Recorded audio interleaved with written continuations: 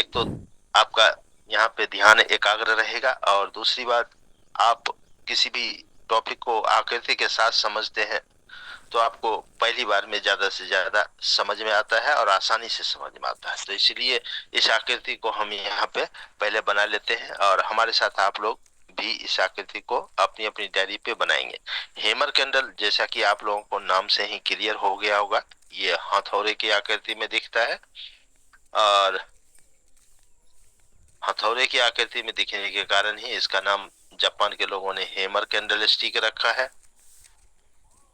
इसके दो प्रजाति बेरिस में और दो प्रजाति बुलिस में, टोटल 4 प्रजाति हम यहाँ पे आप लोगों को बना के दिखाने वाले हैं। और इस आकृति को आप लोग भी अपनी अपनी डायरी पे अपने ही हाथों से बना सकते हैं। वैसे यहाँ पे आप आकृति के आधार पे तो 2 ही तरह की आकृति देख पा रहे होंगे।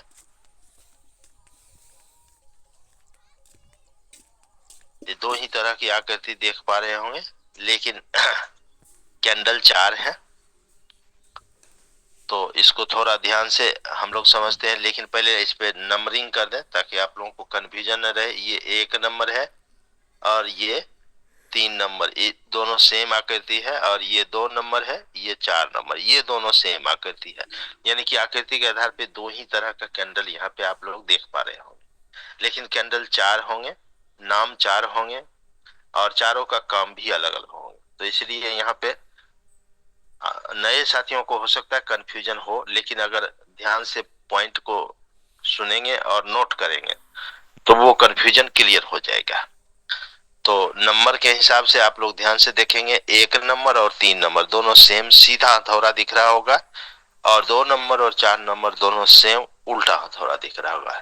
यहाँ पे सीधा हथौड़ा उल्टा हथौड़ा से मतलब है कि कोई भी हथौड़े को जब आप इस्तेमाल करते हैं तो इस पोजीशन में रखना होता है, इसलिए ये दोनों सीधा हथौड़ा है, और इसके विपरीत वाला उल्टा हथौड़ा है। और ध्यान रहे, जापान के लोग सीधे हथौड़े को हैमर और उल्टे हथौड़े को इन्वर्टेड हैमर बोलते हैं। क्या बोलते हैं? सीधे हथौड़े को हैमर और उल्टा हथौड़ा को इन्वर्टेड हैमर। तो आप लोगों को नाम भी क्लियर हो गया, ये सीधा हथौड़ा इसलिए हैमर कैंडल स्टिक, ये तीसरा नंबर का पूरा नाम, चाहे तो नोट भी कर लें, हम इधर उल्टा करवा रहे हैं। चौथा नंबर का इन्वर्टेड हैमर कैंडल स्टिक, क्योंकि ये उल्टा है, तो चौथा number inverted hammer candle stick, और तीसरा नंबर हैमर कैंडल स्टिक। ये दोनों में एक सीधा और एक उल्टा है। दूसरा, सेम आकृति ऊपर भी आप लोग देखेंगे, जो कि एक सीधा है एक उल्टा है। तो जिस तरह से इसका हैमर और इसका इन्वर्टेड रखा गया, उसी तरह से इसका भी नाम होना चाहिए, लेकिन ऐसा नहीं है। क्यों नहीं है वो हम आगे क्लियर करेंगे। आप पहले इसके बेसिक जानकारी को समझ लेते हैं। बेसिक और महत्वपूर्ण जानकारी आप लोग कल के क्लास में सभी कैंडल के लिए सुना होगा, नोट भी किया होगा। वो कौन कौन सा है? बॉडी पार्ट और शेडो पार्ट। तो यहाँ पे हैमर में बॉडी पार्ट कौन सा होगा? ये मोटा और मजबूत भाग कैंडल का बॉडी पार्ट है, बॉडी पार्ट है, बॉडी पार्ट है, बॉडी पार्ट है। शेडो पार्ट की बात करें तो ये पतली डंडी को आप लोग देख पा रहे होंगे, ये शेडो या विक के नाम से जाना जाएगा, शेडो या विक के नाम से जाना जाएगा। ध्यान रहे, ये बॉडी से निचले पोजीशन पे है तो लोअर शेडो या लोअर विक, और बॉडी से ऊपरी पोजीशन का होगा तो हम लोग अपर शेडो या अपर विक बोलेंगे। तो इस प्रकार से बॉडी पार्ट, शेडो पार्ट, ये 2 मुख्य पार्ट सभी को याद आ गया होगा, जो कि कल हमने पढ़ा भी है। साथ ही इसमें ओपन, क्लोज, हाई, लो, ये 4 महत्वपूर्ण पॉइंट को भी देखना जरूरी है, क्योंकि ये 4 महत्वपूर्ण पॉइंट मार्केट के 4 प्राइस को प्रदर्शित करने के लिए सभी कैंडल में होता है, और इस 4 पॉइंट के बगैर कोई भी कैंडल कंप्लीट नहीं होता है। तो 4 पॉइंट में कौन कौन सा? पहले हम ओपन क्लोज को देख लेते हैं, जो एक दूसरे के विपरीत और उल्टा होता है। ग्रीन कलर जब भी मार्केट के चार्ट पे बनता है तो आपने कल लाइव देखा भी था, बॉडी के निचले पोजीशन से ये ओपन और ऊपर क्लोज होता है, क्लोज होता है। इसके विपरीत रेड कलर कैंडल जब भी मार्केट चार्ट पे बनता हुआ आप लोग देखेंगे तो वो बॉडी के ऊपरी पोजीशन से ओपन अर्थात खुलेगा, बॉडी के निचले पोजीशन पे क्लोज अर्थात बंद हो जाएगा। तो ये ओपन और क्लोज एक दूसरे के विपरीत और उल्टा हमेशा सभी कैंडल में होता है। हाई लो सभी में एक ही जैसा, ऊपर हाई होगा नीचे लो, ऊपर हाई होगा नीचे लो होगा। तो ये ओपन क्लोज हाई लो चार महत्वपूर्ण पॉइंट हमने एक रेड कलर में एक ग्रीन में दिखाया है। बाकी जो बचे हुए दो कैंडल है उसमें भी आप लोग इसी तरह से चाहे तो अंकित करके रख सकते हैं, ताकि बाद में कोई कंफ्यूजन न रहे। तो ये महत्वपूर्ण चार पॉइंट और महत्वपूर्ण दो पार्ट सभी कैंडल में होते हैं, हेमर में भी हमने देख लिया है। अब हम आगे बढ़ते हैं, इसके कुछ महत्वपूर्ण पॉइंट को जानेंगे पहचान के लिए, ताकि मार्केट के चार्ट पे इसको हम आसानी से पहचान सके। यहाँ पे आप लोग देख रहे हैं हथौड़े जैसा ये दिख रहा है, ये अलग बात है। हथौड़े जैसा दिखने वाला मार्केट के चार्ट पे सभी कैंडल हेमर नहीं कहलाएगा, उसके लिए कुछ शर्त है। वो शर्त हम नोट कर लें और याद रखेंगे तो हम मार्केट के चार्ट पे हेमर को पहचान सकते हैं। हेमर कैंडल को हेमर कहलाने के लिए इसकी शेडो, ये है शेडो, ये है शेडो, शेडो पार्ट बॉडी की तुलना में 2 गुना प्लस यानी 2 गुना से अधिक होना चाहिए। ये पहला पॉइंट के रूप में आप लोग नोट कर ले नए साथी। हेमर कैंडल स्टिक में शेडो की लंबाई, हेमर कैंडल स्टिक में शेडो की लंबाई ये बॉडी की तुलना में 2 गुना प्लस, बॉडी की तुलना में 2 गुना प्लस यानी 2 गुना से अधिक होना चाहिए। ये पहला पॉइंट लिख रहे हैं। हेमर कैंडल स्टिक में शेडो की लंबाई बॉडी की तुलना में 2 गुना प्लस यानी 2 गुना से अधिक होना चाहिए किसी भी एक तरफ का। जैसे इसका देखिए नीचे का है, इसका ऊपर का है, इसका ऊपर का है, इसका नीचे का है। तो दोनों तरफ में किसी भी एक तरफ का शेडो बॉडी की तुलना में 2 गुना प्लस यानी 2 गुना से अधिक होना चाहिए, और दूसरी तरफ का शेडो या तो बिल्कुल नहीं होगा और यदि हुआ तो बहुत छोटा हो सकता है। ये भी जरूरी है, दोनों स्थिति में ये हेमर कहलाएगा। तो ये पहला पॉइंट सभी को क्लियर समझ में आ गया और नोट हो गया। मैं दोबारा फिर से रिपीट कर देता हूं। हेमर कैंडल में शेडो की लंबाई बॉडी की तुलना में 2 गुना प्लस यानी 2 गुना से अधिक होना चाहिए, और किसी भी एक तरफ, दूसरी तरफ का या तो बिल्कुल नहीं होगा, दूसरी तरफ का या तो बिल्कुल नहीं होगा, और यदि हुआ तो बहुत छोटा होगा। ये दोनों स्थिति में ये हेमर कहलाएगा।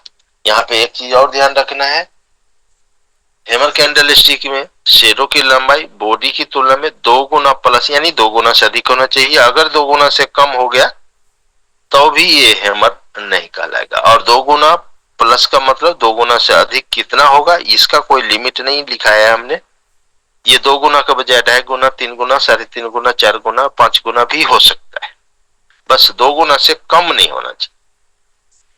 तो पहला पॉइंट सभी को नोट हो गया। हेमर कैंडल को मार्केट के चार्ट पे पहचानने के लिए सबसे पहले क्या देखना है आपको, इसका शेडो, और शेडो की लंबाई बॉडी की तुलना में कितना होना चाहिए, 2 गुना प्लस एक तरफ, और दूसरी तरफ का या तो बिल्कुल नहीं होगा और यदि हुआ तो बहुत छोटा होगा। ये दोनों स्थिति में हेमर कहलाएगा। तो एक बार आप लोग कंफर्म कीजिए, ये हेमर कैंडल स्टिक की पहला पॉइंट सभी को नोट हो गया और समझ आ गया तो ओके बोल दीजिएगा। नहीं कोई डाउट है, क्वेश्चन है तो पूछ सकते। Yes sir. Okay sir. Okay, अब हम दूसरा पॉइंट लिखेंगे। ये पॉइंट आप लोगों को नोट भी करना है और याद भी रखना होगा, क्योंकि आगे के क्लास में आप लोगों को ये सारे पॉइंट काम आने वाले हैं। अगला क्लास आपको इसी पॉइंट के आधार पे आपको समझ में आना है और आपको आगे बढ़ाएगा। तो ये पॉइंट को ध्यान से नोट करना है। दूसरा पॉइंट लिखेंगे, हेमर कैंडल स्टिक में कलर का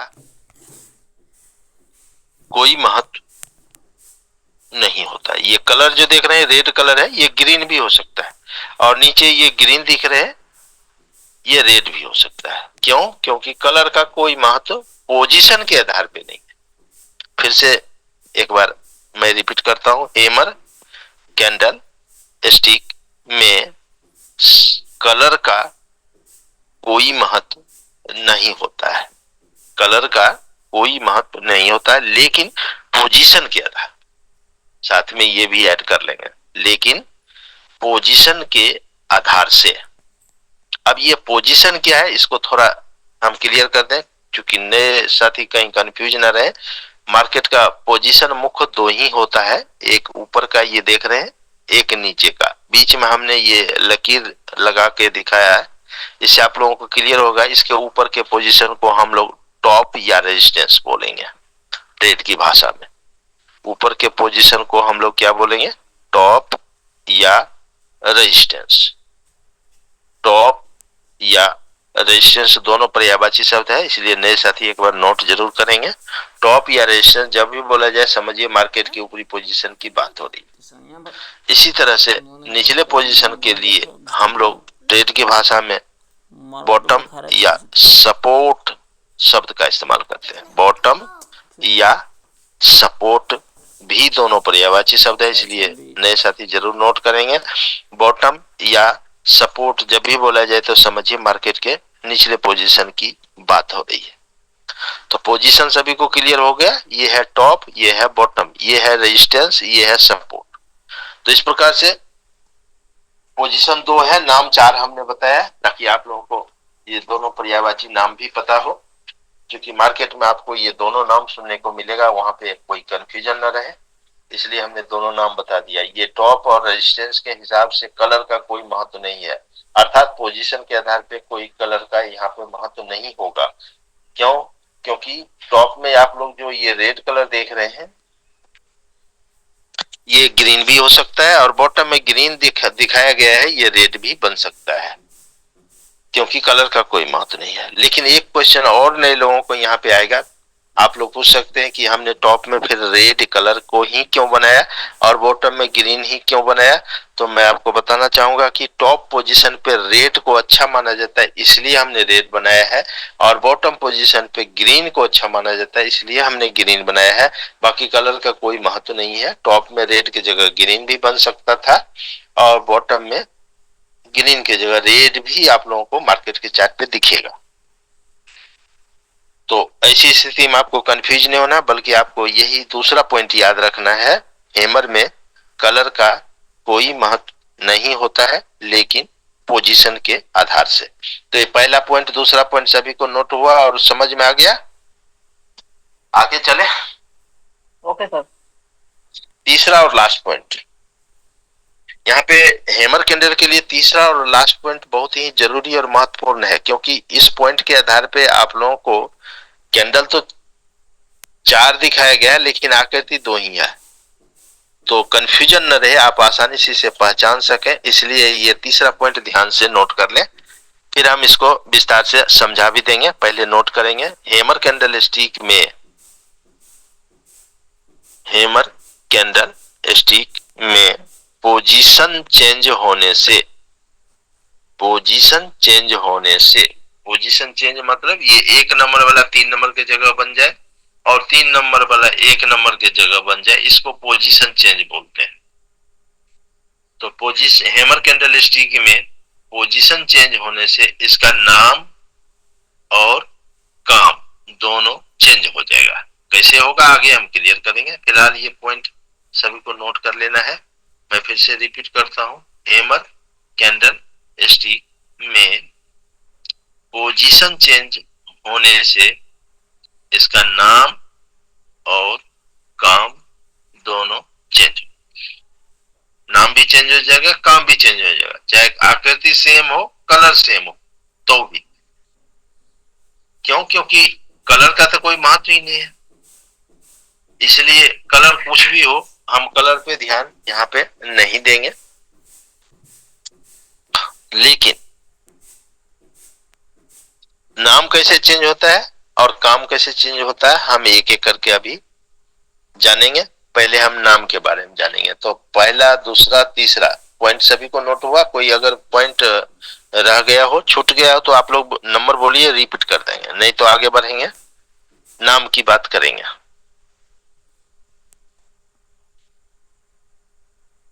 जी, तीनों पॉइंट नोट हो गए सभी को, तो ओके बोल दीजिएगा। जी ओके जी। तो पहला पॉइंट, दूसरा पॉइंट और तीसरा पॉइंट, ये तीनों महत्वपूर्ण पॉइंट आप लोगों को ध्यान में रखते हुए इसको मार्केट के चार्ट पे बड़ी आसानी से पहचान सकते हैं। तो आइए हम पहले नाम की बात कर लेते हैं और फिर काम की बात करेंगे। नाम यहाँ पे देखिए, कैंडल तो आकृति के आधार पे दो ही तरह का दिखेगा, लेकिन नाम चार है। अब कैसे हम चारों का नाम अलग अलग क्लियर करेंगे, तो आपको ध्यान रखना है सबसे पहले सीधा हथौड़ा और उल्टा हथौड़ा। एक सीधा और एक उल्टा ऊपर भी है, एक सीधा और एक उल्टा नीचे भी बना हुआ है। तो नीचे और ऊपर ये पोजीशन चेंज होने से इसका नाम और काम चेंज होता है। आपने तीसरा पॉइंट में नोट किया है कैसे चेंज होता है, पहले नाम को जानते हैं। तो ध्यान से देखिए, ये सीधा हथौड़ा हैमर कैंडल कहलाएगा, क्योंकि जापान के लोग सीधे हथौड़ों को हैमर बोलते हैं, और ये सीधे हथौड़े में मार्केट के बॉटम पोजीशन पे दिख रहा है, इसलिए इसका नाम हैमर कैंडल स्टिक है। और ये भी सीधा है लेकिन मार्केट के टॉप पोजीशन पे है, इसलिए इसका नाम hanging man hammer candle stick बोला जाएगा। मैं फिर से बोलता हूं, आप लोग नोट कर लेंगे। एक नंबर कैंडल का नाम hanging man hammer candle stick, ये पूरा नाम है हैंगिंग मैन हैमर कैंडल। अब ये हैंगिंग मैन हैमर कैंडल क्यों नाम रखा गया, इसका थोड़ा सा शाब्दिक अर्थ समझते हैं तो बड़ी आसानी से आप इसको समझ पाएंगे और नाम को याद भी रख पाएंगे। हैंगिंग का मतलब होता है लटका हुआ, टंगा हुआ, और मैन का मतलब होता है आदमी, यानी फांसी में लटके हुए आदमी की आकृति में दिखने के कारण एक नंबर कैंडल का नाम जापान के लोगों ने hanging man hammer candle stick रखा है। अब ये फांसी में लटका हुआ कैसे दिखता है, आप देखिए, ये मार्केट के टॉप में ही बनता है और ये बॉडी ऊपर टंगा हुआ दिख रहा है, टांगे नीचे झूलता हुआ दिख रहा है, यानी फांसी में लटके हुए आदमी की आकृति में दिख रहा है। क्यों दिखेगा, क्योंकि ये टॉप में ही बनता है, ये कभी भी नीचे बन गया तो हैंगिंग मैन नहीं कहलाएगा। क्यों, क्योंकि फांसी में लटकने के लिए छत तक जाना होता है, जमीन पे खड़ा होकर कोई फांसी में लटक नहीं सकता, इसलिए ये सीधा हथौड़ा हमेशा टॉप पे बनेगा तभी हैंगिंग मैन कहलाएगा। बॉटम में बन गया तो हैंगिंग मैन नहीं, हैमर होगा। और ये हैमर अगर टॉप में चला गया, कलर कुछ भी रहे, हैंगिंग मैन हैमर कहलाएगा। और ये हैंगिंग मैन नीचे बन गया तो कलर कुछ भी रहे, हैमर कैंडल ही कहलाएगा। यानी कि सीधा हथौड़ा टॉप में हैंगिंग मैन और बॉटम में हैमर हो जाएगा। तो इसका पूरा नाम हैंगिंग मैन हैमर कैंडल बोलेंगे और इसका नाम हैमर बोलेंगे।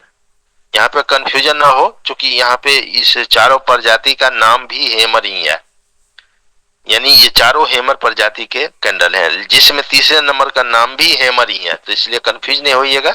सीधा हथौड़ा हमेशा देखिए कहाँ बना है, टॉप में बना है तो हैंगिंग मैन बोलेंगे और बॉटम में बना है तो हैमर बोलेंगे। इसी तरह से उल्टे हथौड़े को ध्यान से देखिए, ये उल्टा हथौड़ा अगर टॉप में बना है तो शूटिंग स्टार कहलाएगा और बॉटम में बना है तो इन्वर्टेड कहलाएगा। क्योंकि जापान के लोग उल्टे हथौड़े को इन्वर्टेड बोलते हैं, इसलिए ये चौथा number inverted hammer candle stick के नाम से जाना जाएगा। और टॉप में बन गया तो ये शूटिंग स्टार। शूटिंग स्टार का भी शाब्दिक अर्थ समझ लें तो याद रखना आसान हो जाएगा। शूटिंग स्टार जापान के लोग टूटते हुए तारे की आकृति को बोलते हैं। टूटता हुआ तारा हम लोग भी कई बार देखे होंगे, रात को छत पे सोते हैं और आकाश की तरफ देखते समय अगर तारा कोई भी टूट के गिरता हुआ दिखता है तो इसी आकृति में ऊपर से नीचे गिरता हुआ दिखता है, और जापान के लोग इस आकृति को शूटिंग स्टार बोलते हैं। तो शूटिंग स्टार कब कहलाएगा, उल्टा हथौड़ा टॉप में बनेगा, क्योंकि शूटिंग स्टार आकाश में होता है, जमीन पे नहीं होता है। तो ये टॉप में बनेगा तभी शूटिंग स्टार कहलाएगा, और गलती से ये नीचे बन गया तो इन्वर्टेड हो जाएगा। कलर चाहे कुछ भी दे, कलर का कोई महत्व नहीं है।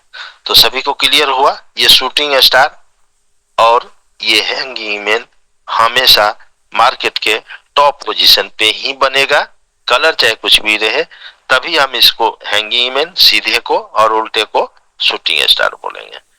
तो हैंगिंग मैन अगर नीचे बन गया तो हैमर हो जाएगा, शूटिंग स्टार अगर नीचे बन गया तो इन्वर्टेड हैमर हो जाएगा, इन्वर्टेड हैमर ऊपर बन गया तो शूटिंग स्टार हो जाएगा, और हैमर कैंडल ऊपर बन गया तो हैंगिंग मैन हैमर कैंडल हो जाएगा। तो पोजीशन चेंज, नाम चेंज, सभी को क्लियर हो गया। यहाँ पे ध्यान दे, कलर का कोई महत्व नहीं है, इसलिए कलर के लिए आप लोग कंफ्यूज नहीं होंगे। ये चाहे बॉटम में रेड भी बन जाए, मैं यहाँ बना के भी दिखा दूं ताकि आप लोगों को कंफ्यूजन न रहे, तो भी नाम सेम ही रहेगा। कलर का कोई महत्व नहीं है। और ऊपर में ये ग्रीन भी बन गया तो भी नाम में कोई चेंजिंग नहीं होना है। तो अब क्लियर हो गया होगा आप लोगों को कि कलर का कोई महत्व नहीं है।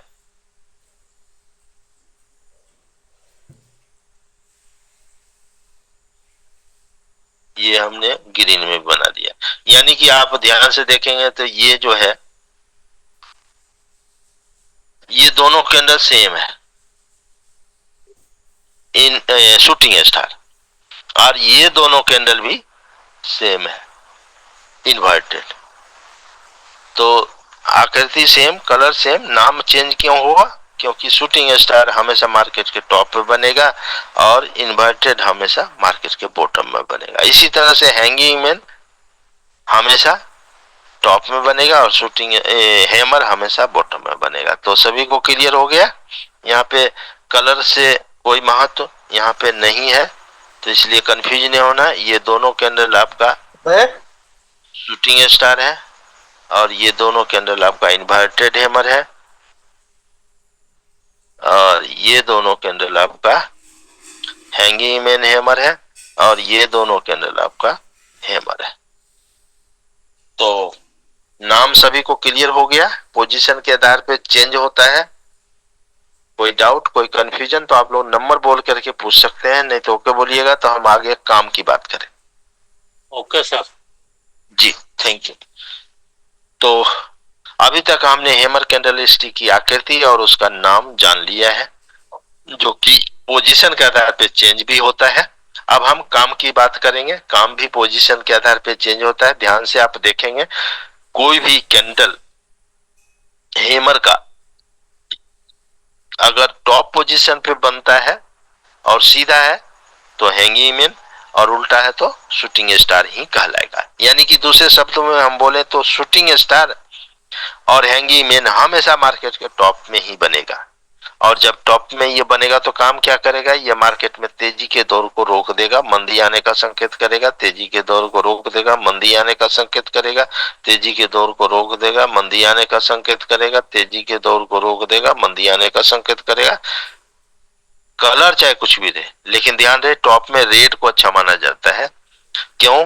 क्योंकि वो अच्छा मंदी लाता है। आप देख सकते हैं ग्रीन भी मंदी लाया लेकिन कम लाया है, रेड वाला ज्यादा लाता है, तो इसलिए टॉप पोजीशन पे रेड को अच्छा माना जाता है। इसी तरह से बॉटम पोजीशन पे ग्रीन को अच्छा माना जाएगा, लेकिन बॉटम पोजीशन पे कौन सा कैंडल बनेगा हैमर का? हमेशा हैमर कैंडल और इन्वर्टेड हैमर कैंडल हमेशा मार्केट के बॉटम पोजीशन पे ही बनेगा। और जब ये बॉटम पोजीशन पे बनता है तो काम क्या करेगा? ये काम उल्टा करेगा, मंदी के दौर को रोकेगा, तेजी आने का संकेत देगा। मंदी के दौर को रोकेगा, तेजी आने का संकेत देगा। मंदी के दौर को रोकेगा, तेजी आने का संकेत करेगा। मंदी के दौर को रोक देगा, तेजी आने का संकेत करेगा। कलर चाहे कुछ भी, लेकिन ध्यान रखना है बॉटम में ग्रीन को अच्छा माना जाएगा। क्यों? क्योंकि ये अच्छा तेजी लाता है।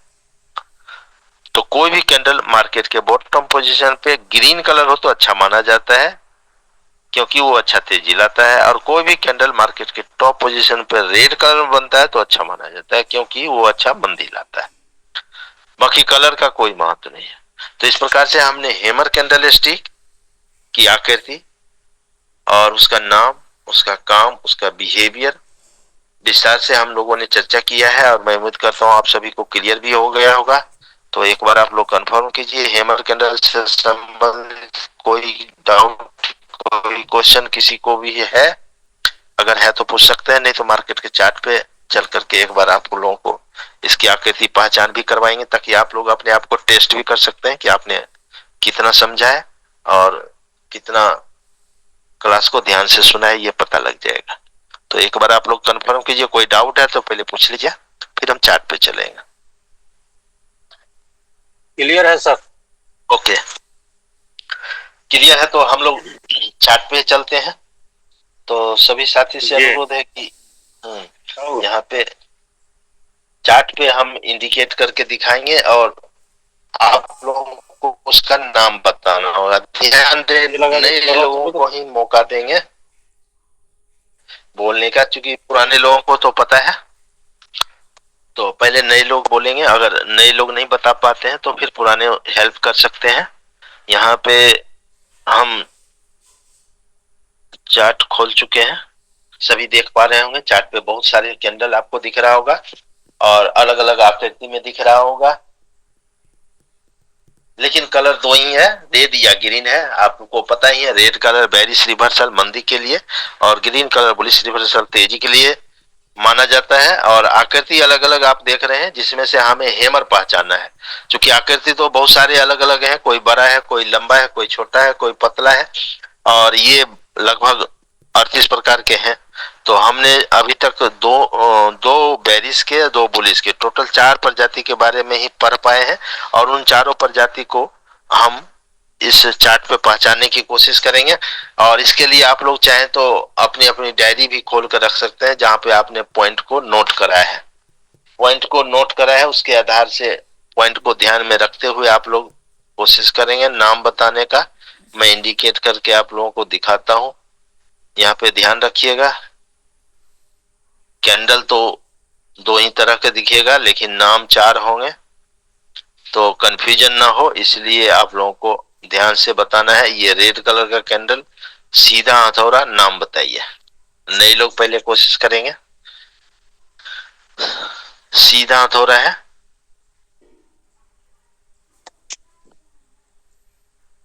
सभी को दिख रहा होगा जी। जी। नाम बताएंगे। Hanging man sir. हैंगिंग। जी बिल्कुल सही बताया। ये हैंगिंग मैन क्यों है? क्योंकि फांसी में ऊपर लटके बना हुए है। आदमी की आकृति में दिखा है। और फांसी में लटके हुए आदमी की आकृति में क्यों दिख रहा है? क्योंकि ये मार्केट के टॉप में बना है। तो मार्केट के टॉप में आप देख सकते हैं, मार्केट की टॉप की अगर बात करें तो ये टॉप पोजीशन ही है, ये बॉटम पोजीशन है।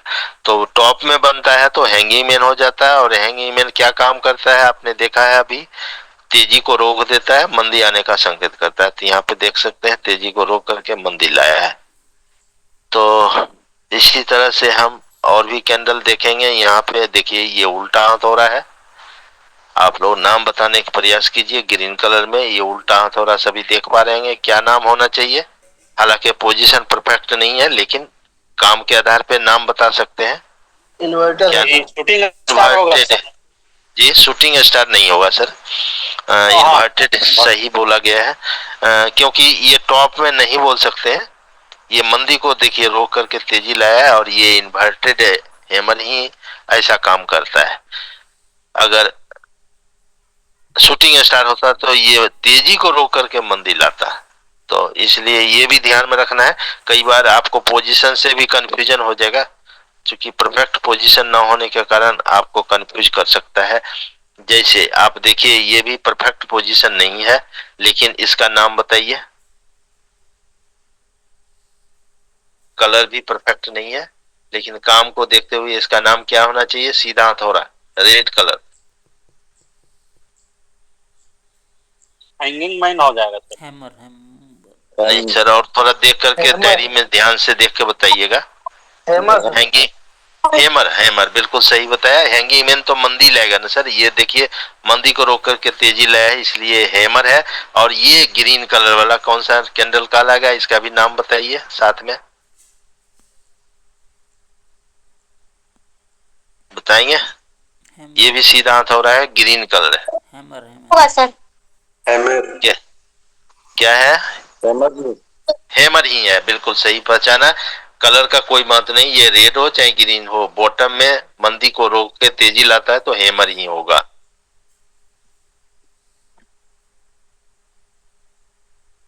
अब देखिए यहाँ पे ये कौन सा कैंडल होगा? ये भी सीधा हथौड़ा है, लेकिन न तो परफेक्ट पोजीशन है इसका। Hanging man.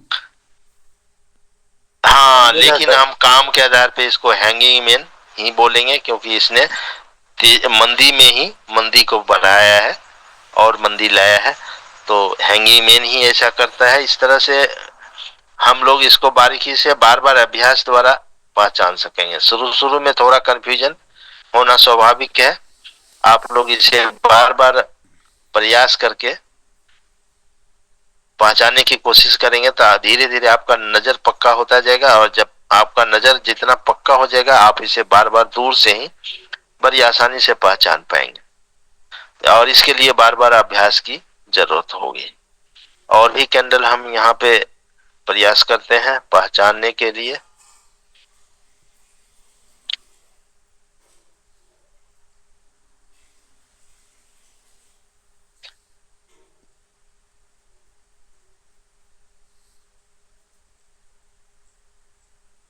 अभय, अभय, हेलो। जी, माइक का ध्यान रखेंगे।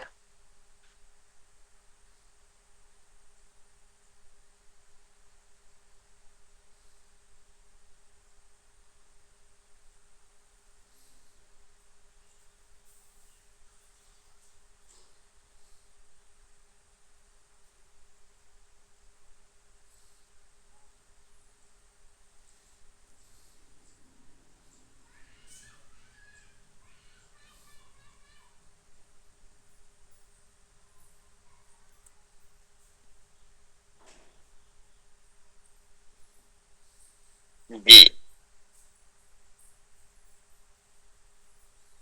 यहाँ पे ग्रीन कलर देख रहे हैं, उल्टा हाथ हो रहा है, नाम बताइए। Inverted hammer. इन्वर्टेड हैमर, बिल्कुल सही बताया गया है। ये मंदी को रोक दे करके तेजी लाया है, और कलर परफेक्ट है, इसलिए अच्छा तेजी भी दिखा रहा है ये।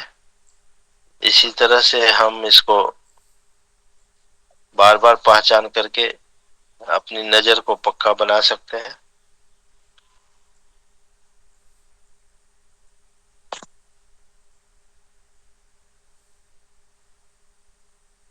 अब देखिए यहाँ पे ये भी ग्रीन कलर है, सीधा हथौड़ा है, नाम बताएंगे। मंदी को रोक दे, हैमर कैंडल, बिल्कुल सही है। ये हैमर है। लेकिन हाँ, ये जो है मंदी थोड़ा ज्यादा है, तेजी कम लाया है यहाँ पे। और भी परफेक्ट पोजीशन पे अगर हम देखें तो और ज्यादा क्लियर होगा।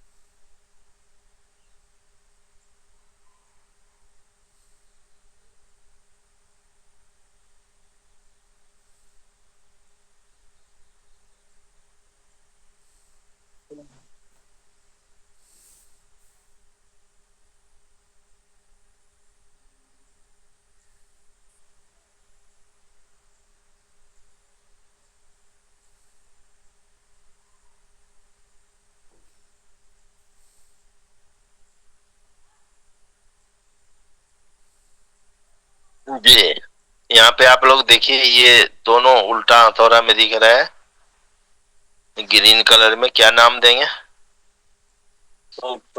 Shooting star. शूटिंग स्टार, बिल्कुल सही पहचाना है। ये तेजी को रोक करके मंदी लाया है। तो इस प्रकार से हम कैंडल को बार बार अभ्यास करके पहचान सकते हैं। शुरू शुरू में नए लोगों को कंफ्यूजन रहेगा, लेकिन बार बार इसे अभ्यास से ठीक कर सकते हैं। चलिए, इसी के साथ बहुत बहुत शुक्रिया और थैंक्स आप सभी साथियों को एक बार फिर से, कि आप लोगों ने अपना कीमती समय सीखने के लिए दिया। इसी तरह से देते रहें, लोगों को भी प्रेरित करें, ताकि ज्यादा से ज्यादा लोगों तक यह डिजिटल पहुंच सके और उनको आर्थिक आजादी दे सके। और मैं इन्हीं के साथ सरवन जी को इनवाइट करूंगा कि कोई जरूरी और आवश्यक सूचना है तो वो हम लोगों को देंगे, और क्लास को समापन की ओर ले चलेंगे। तो सरवन जी, आप क्लास में हैं? जी, जी बहुत सर, बहुत धन्यवाद सर। Ji thank you. और हमारे सभी साथियों को भी बहुत बहुत धन्यवाद। आप सभी का बहुत ही अच्छा प्रयास हमारे क्लास को और भी खूबसूरत बना रहा है।